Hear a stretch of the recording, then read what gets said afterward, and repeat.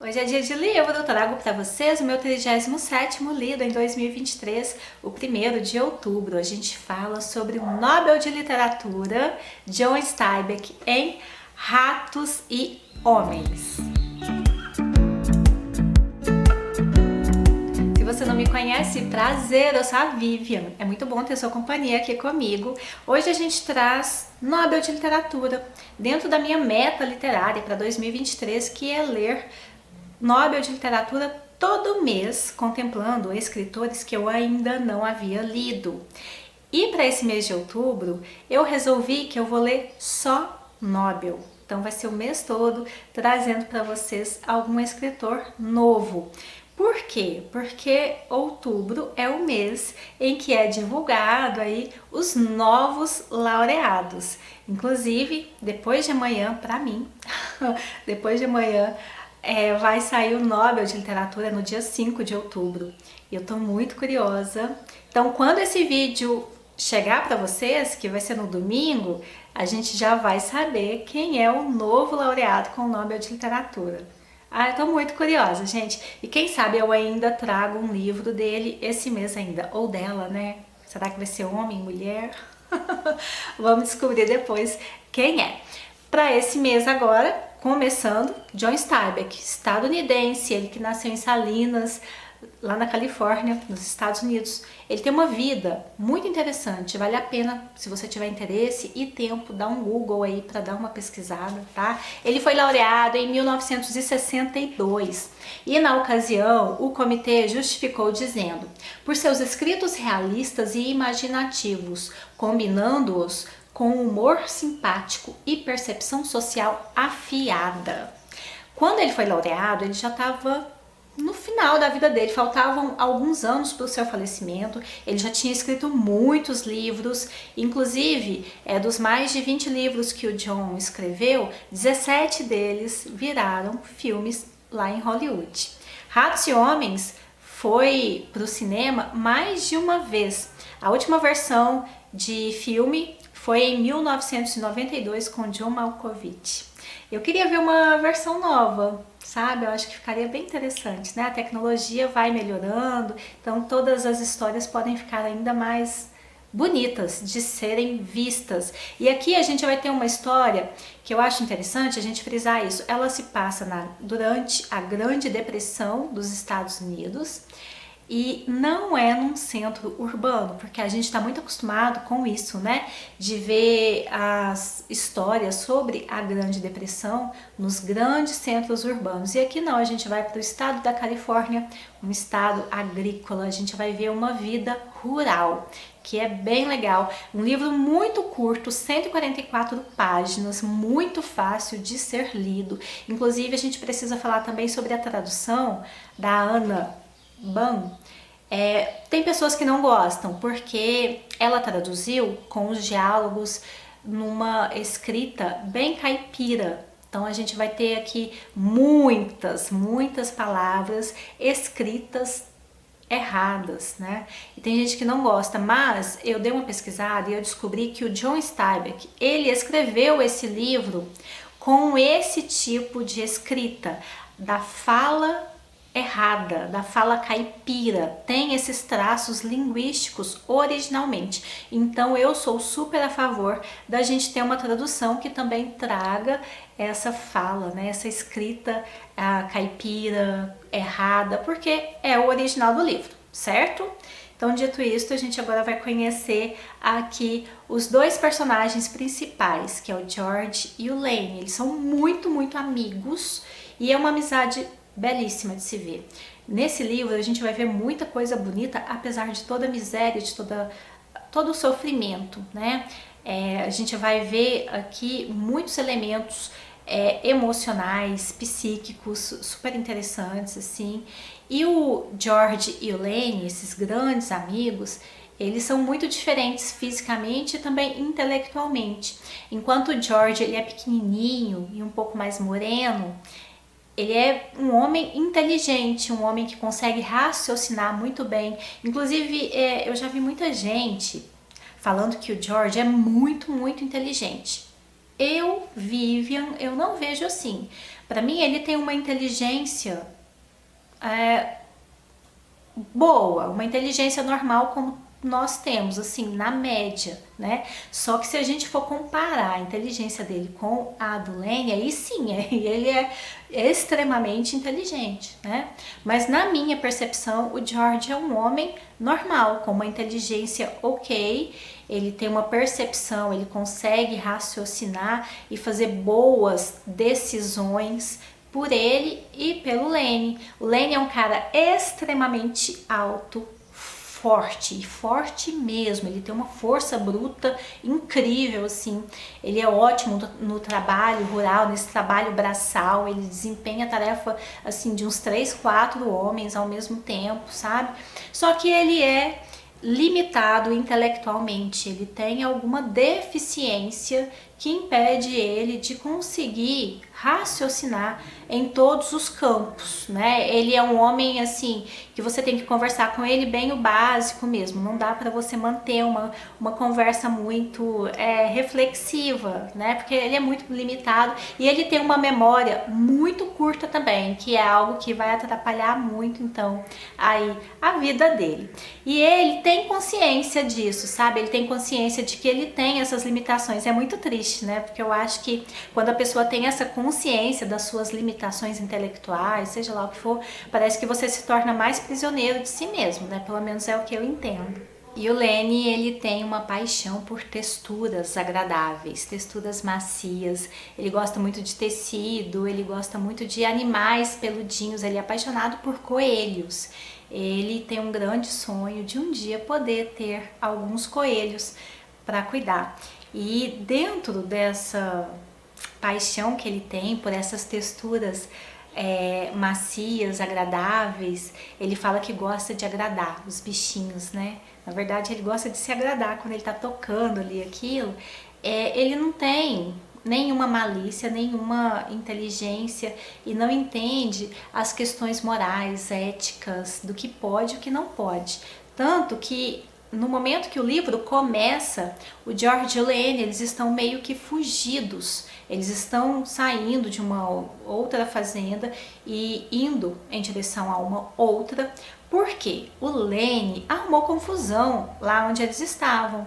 Ele viu uma moça com um vestido lá de veludo e ele ficou encantado, ele é apaixonado por veludo. Ele já tinha anteriormente tido um pedaço de veludo, ele amava ficar ali passando a mão, né?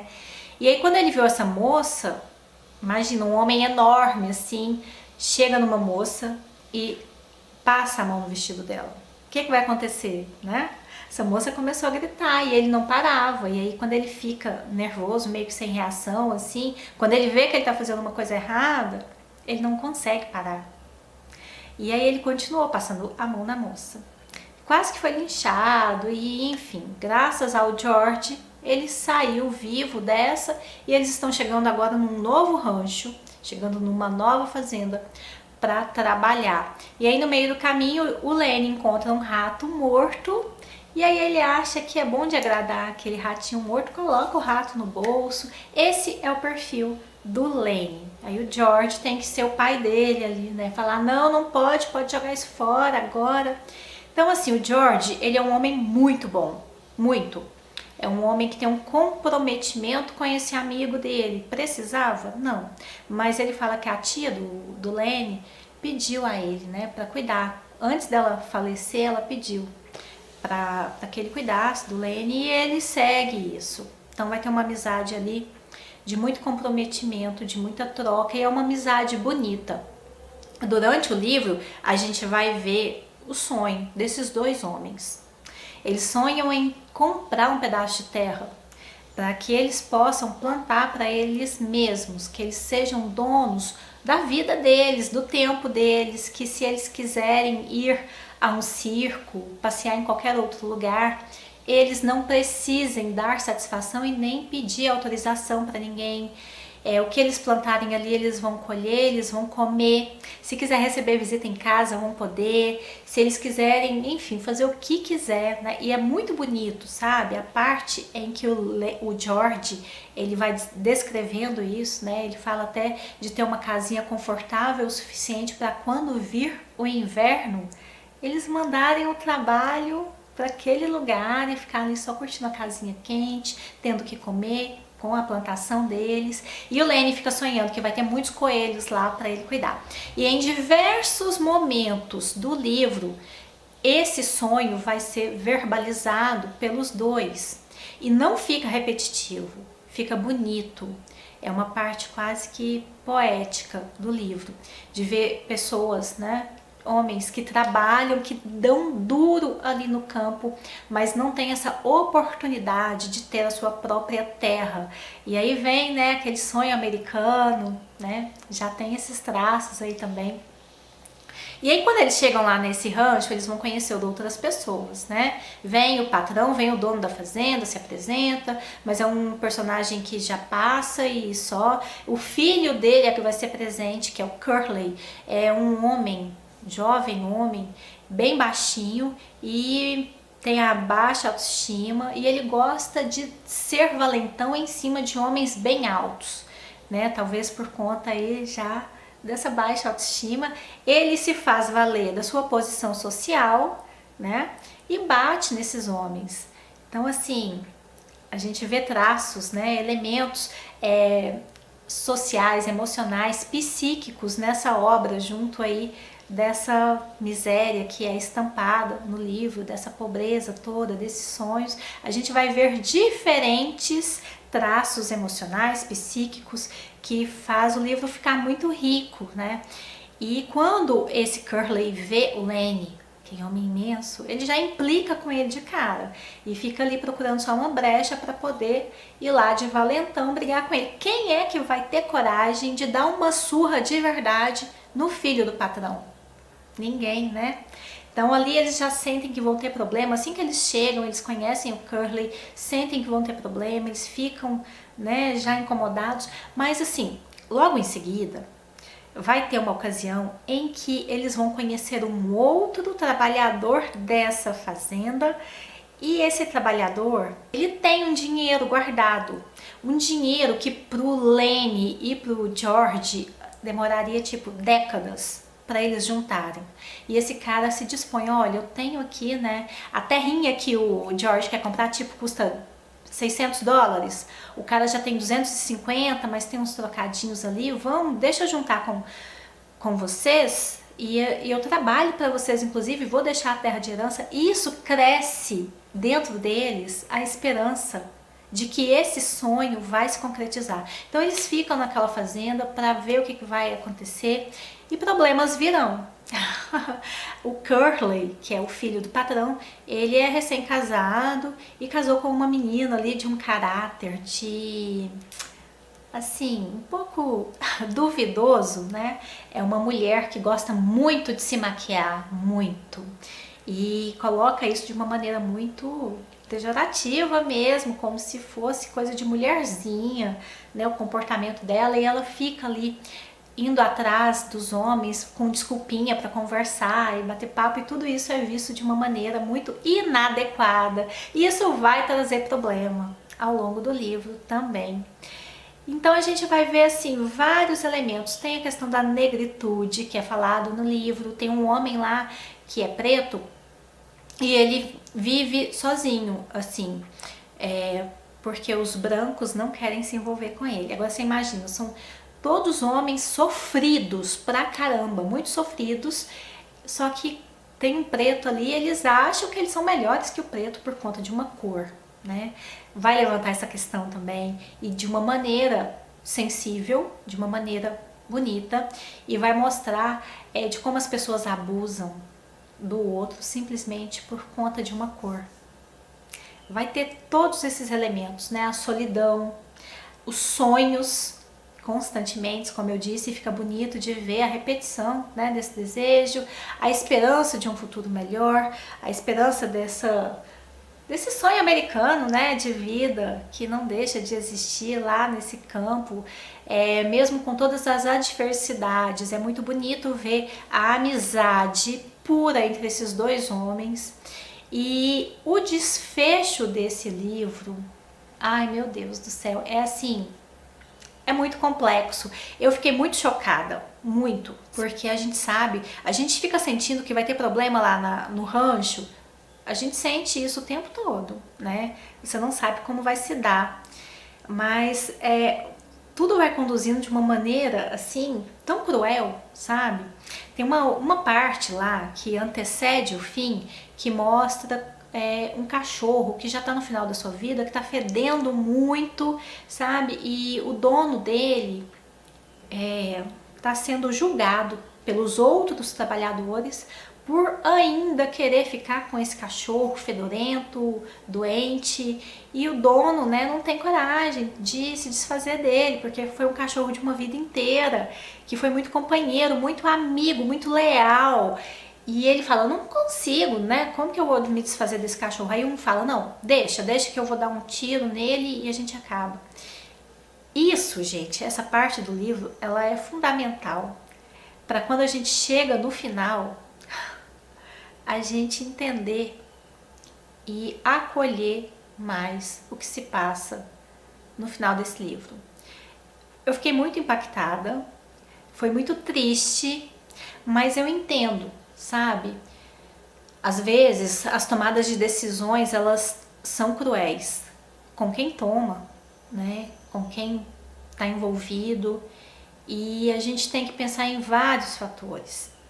Então, assim, foi muito impactante para mim. Eu não chorei, não me emocionou, assim, com lágrimas, mas eu fiquei realmente impactada, tocada, e eu entendi, eu acolhi esse final. Na verdade, eu acolhi os personagens todos, assim, porque todos são muito tristes, né? Todos eles, sabe? Durante o livro a gente vai conhecer alguns outros, o próprio Curly, né? Com essa baixa autoestima. A gente vê que ele, na verdade, ele se sente um ninguém e fica tentando se validar em cima dos outros. A esposa dele, que vive maquiada e tudo mais, quando você entende a história de vida dela, é muito triste também. Os outros trabalhadores, né? E tudo, cada elemento desse é importante para a gente entender o final e para a gente validar tudo o que acontece. É um livro bem triste, muito sensível, curto, gente, né? 144 páginas, fácil de ser lido e que traz, assim, tanto pra gente, sabe? Sobre todas essas complexidades humanas, sobre o sofrimento, solidão, sobre empatia, sobre comprometimento. Bonito, bem bonito. Eu acho que vale muito a pena a leitura.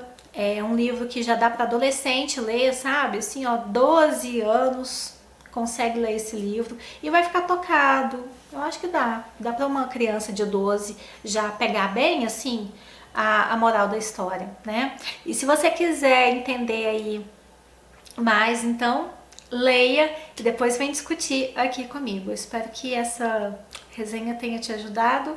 Um livro maravilhoso, não é o mais importante do John Steinbeck, mas valeu a pena demais a leitura. Beijo e até a próxima, gente. Tchau!